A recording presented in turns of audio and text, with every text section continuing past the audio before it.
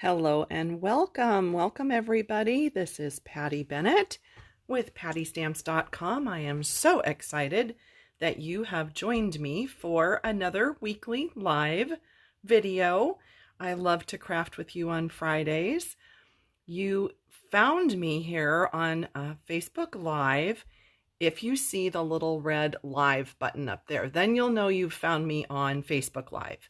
But you might also be watching the replay, which is fabulous. So welcome back if you have joined me before, and welcome if you are new. I'm so excited that you're here. Thanks for joining me. While you are all joining me live, just let me know how your Thanksgiving was. Let me know what you did. Ours was quiet, and the three of us were here, and we just did a small Thanksgiving meal, just kind of the basics. And, since we're not supposed to gather, we were just the three of us. So yeah, welcome. Oh, I'm seeing so many people jump on. Welcome everybody. Hi, Lori, Chrissy, Bonnie, Denise, Lisa, Faith, Joni, Jennifer, Amber. So many of you, Angela, Chris. Oh, thank you for joining me. Today we are going to be making these really pretty cards, and I hope that you enjoy this idea. It kind of came to me as I was playing with our new 2021 products. So I hope that you'll enjoy the idea and that you'll think about doing this maybe with some other stamp sets. I think we are just almost at the top of the hour. I logged in just a moment early, so I'll just give our live viewers a chance to jump on. So welcome again. This is Patty Bennett. I blog at PattyStamps.com. Today is Friday, November 27th, and I actually have these cards on my blog today. So if you're looking for more details or the links for shopping or any of the information that I go over today, you'll find it on my blog today. I would love to have you jump over there when we are done just to see the still photos, and you can save them, pin them, whatever you'd like to do. Now, normally, I would not be showing you brand new products this early. I usually save the new products for when each new catalog goes live.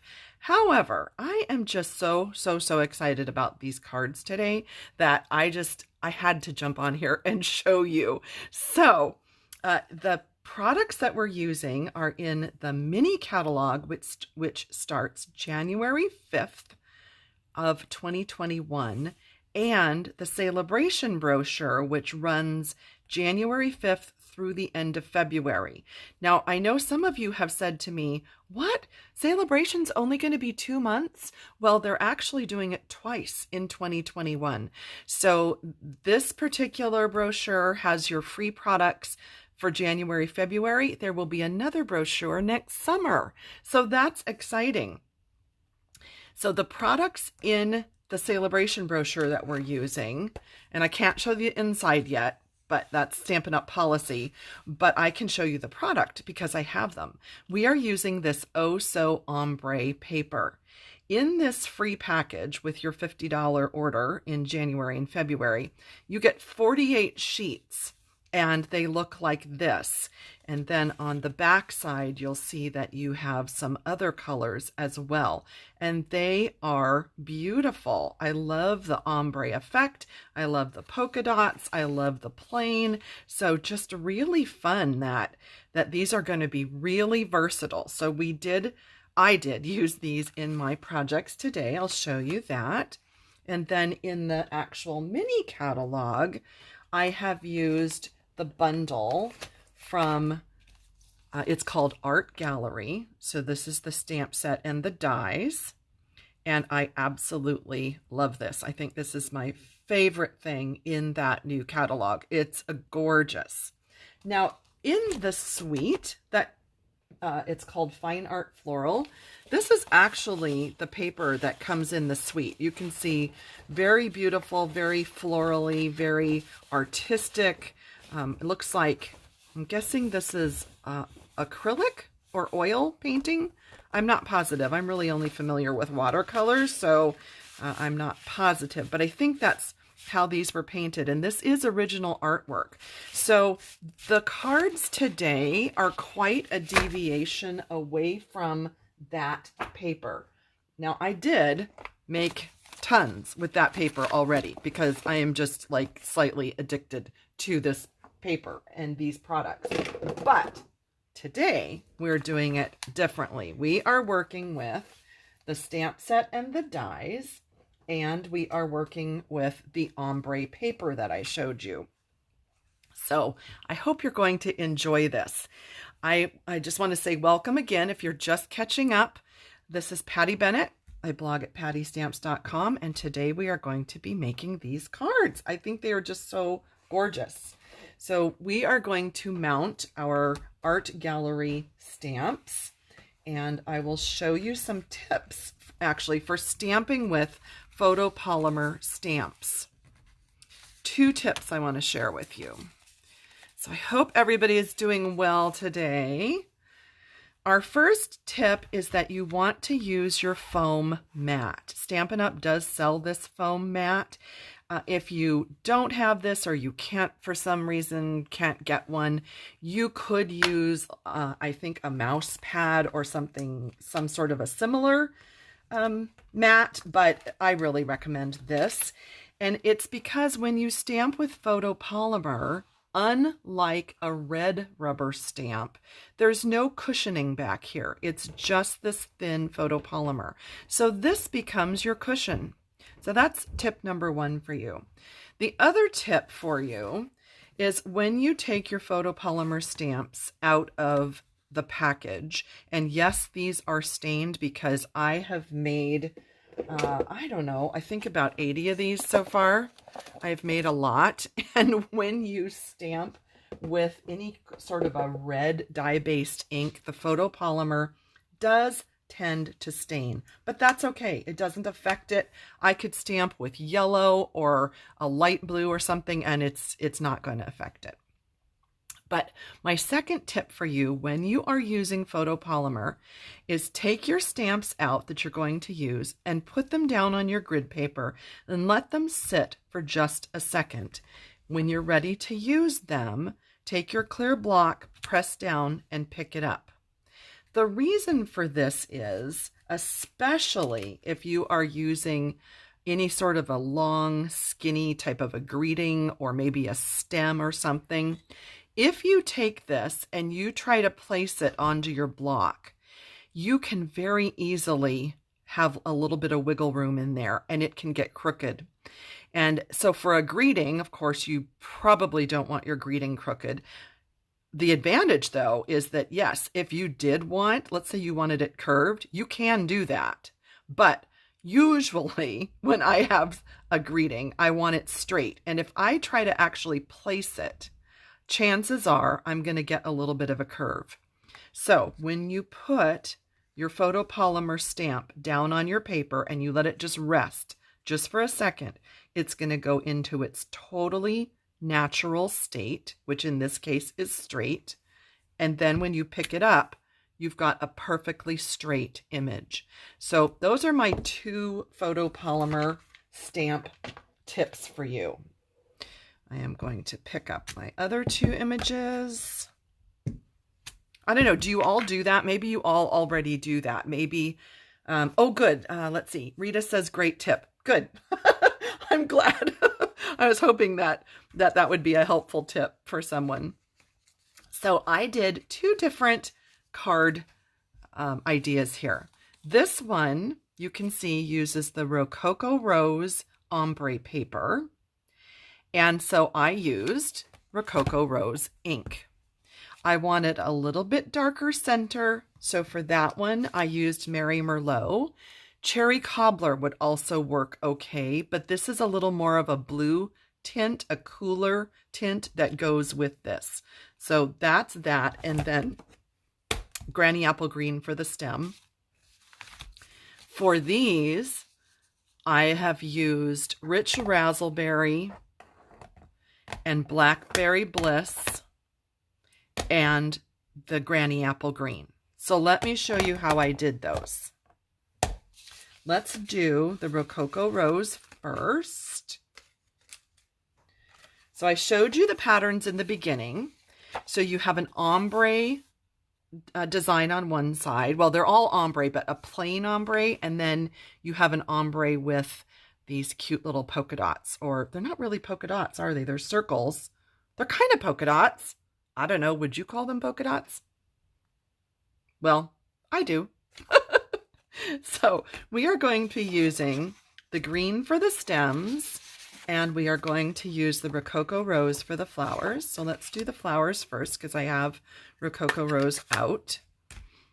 So this is a two-step set. You can see that one image, the one on the right here, is a little more filled in or solid image, and this one on the left has a little bit more detail. You can stamp two-step stamping either way. You could do this one first and put this one over it, or you can do this one first and put this one over it. Totally up to you. The way that I personally like to stamp these is the solid one first and then the detail. Just works for me. On these cards, I wanted a lot of definition in color. This paper is going to actually be one of our colors. It's the lightest color.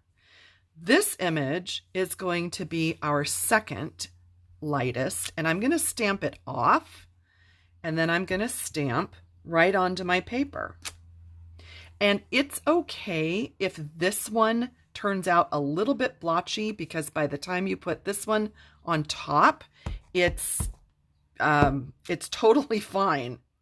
And what I want to show you here is that as you go down the paper, it's funny because this one actually almost looks lighter, but it's because it's so close to that color. So there's layer 1, and then layer 2 is the same exact color. And I'm going to stand up over my camera. Hopefully I can see this. And I think I got that. If I were not doing this with a camera right in front of my face to obscure my view, I might be able to get that a little bit closer, but it's okay. So then you can see now we actually have two colors because we have the paper, we have the stamped off larger one, and then we have the detailed one. And as this sits, it is going to look, it's going to like soften, and it's going to become more like these. So you can see that this one is very pronounced, but it will become more like this. And then for the center, that's this little piece. And this piece actually has a different, excuse my reach, getting another block, has different uses within this set. But I discovered that I really like it kind of as a darker center in this flower. So that's how I did the flower. And the leaves, very similar on this ombre paper with a granny apple green. I should probably close these. You know, I should know better than to leave open ink pads around, right? For the leaves, I just stamped a whole page of these. And what I actually did, I should have done it up there, but I was going to show you. I maximized and I just kept stamping like upside down. And let's see, I think I did this one this way. And then I should have done the 3 across, but let me show you. I think I have one already stamped. Yeah. So if you do 2 up and 1 down in the middle and then 2 more, you can get 8 on a sheet. And then when you use those beautiful dies, the Floral Gallery dies, and your Stampin' Cut and Emboss machine, and you cut them out, then you have beautiful leaves and stems. But isn't it pretty how you have these variations in color? So if we look at some of these that I have cut out, I have more cards to make. You can see, like I can pull out these 2 right here. I can see are light, and then Then you have one that has a little bit darker. But isn't this kind of fascinating how it gives you an extra color? I think it's really cool. I really love that this technique will give you so many variations of color.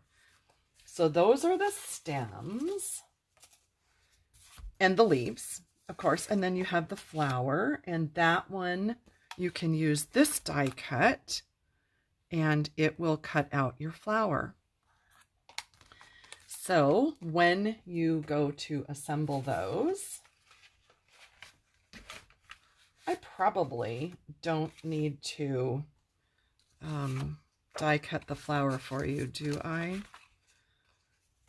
Because, I mean, you know how to do that, right? So I wanted to show you, this is the white note cards. I use a ton of these. Here in the US, you can you can mail this size. It's 3.5 by 5. I am not positive about everywhere else in the world about minimum mailing sizes, but in the US, 3.5 by 5 is a mailable size. So I use these note cards a lot. And all I did was cut a strip. I think these are 1.5, 1.25, 1.5 by 5. Because then that's an equal increment on the 6-inch piece. And I put a strip on here, and I have my die cut leaf and my die cut flower. And I kept this very simple. I used either hello or thinking of you, and that is from Life is Beautiful. Hello and thinking of you. I just wanted a really simple, kind of, really clean. So here's another tip for you. When you have something like this that's a little bit intricate, like the stem and whatnot, and you want to put adhesive on it, I keep a sheet from the dimensionals when they are basically used up, so that I have this like nice plasticky area. And I just use my seal and I put my adhesive on, and if my adhesive goes off the edge a little bit, it won't get stuck onto my card or my grid paper or whatever. It's just a nice, what do you call that? Like a resist. It will resist that adhesive. Yeah. And then you've seen me use these a million times. Adhesive sheets are my absolute favorite. I can't even tell you how many billions of foam adhesive sheet packs I purchased on our 10% off sale this week. I got a ton because I go through about 3 or 4 packs a week. So this is kind of like a gigantic Stampin' dimensional. And I cut 4 strips and then 4 pieces. So I would get 16 out of each sheet. And instead of using a ton of small dimensionals, I just love to put a larger piece. It makes sure that you have kind of a more solid image. Solid piece back there, so that you don't have a bunch of little dimensionals that are sort of, making it like this part sinks and this part lifts. You know what I mean? I love these. These are my favorite thing, my favorite adhesive. And then I really liked this. I thought, okay, we have a beautiful little note card, and I was going to stop at that, but then, oh my gosh, I got this idea and I think it's gorgeous. So I pulled out my Elegant Faceted Gems, and you can color these with your Stampin' Blends. So this color is Petal Pink, and it does not go with Rococo Rose. It just doesn't go. So here's a sheet that I've been using. I pulled out my Rococo Rose Stampin' Blend, and I colored that middle row with that one. So this row, these 2 center ones that are the Petal Pink, I colored with Rococo Rose. And then these 2 outside rows, I colored with my Rich Razzleberry to go with to go with these cards. So can you see how beautiful? So if you have not done this, let me just show you super quick. You can take either end. I like to use the broad tip, and I just go over them like that. Now you can see that this has frayed my tip a little, so I just want to warn you of that. However, I have colored, let's see, about 300 of these with this.